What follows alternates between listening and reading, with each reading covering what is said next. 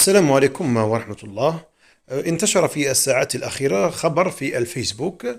مفاده هو وفاة إمام أثناء تشييع جنازة لامرأة. حيث يظهر في الفيديو الإمام وهو يعطي الموعظة للحاضرين في المقبرة. وبعد ذلك يسقط مغشيا عليه ويسقط على الأرض. انتشر هذا الخبر كثيرا. مفاده أن الإمام قد مات وتوفي رحمه الله. لكن بعد البحث في عدة صفحات وفي بعض المصادر وجدنا الآتي. مثلا هنا في هذا الشخص على الفيسبوك نشر وفاة الإمام أثناء تشييع جنازة امرأة. الإمام حي يرزق، اتقوا الله، السيد حي وانتم تقتلوا فيه، ربي يهديكم. ونشوفوا منشور آخر. الخبر وفاة إمام خلال تشييع جنازة المتداول في الكثير من الصفحات إشاعة.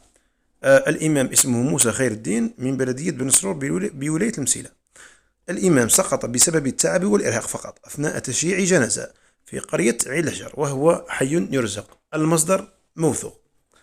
إذن هذا الخبر على غير صحيح. إذن الفائدة وين من هذا المنشور؟ أنه عند سماع خبر أو أي شيء أو حادث يجب عدم التعجل ونشر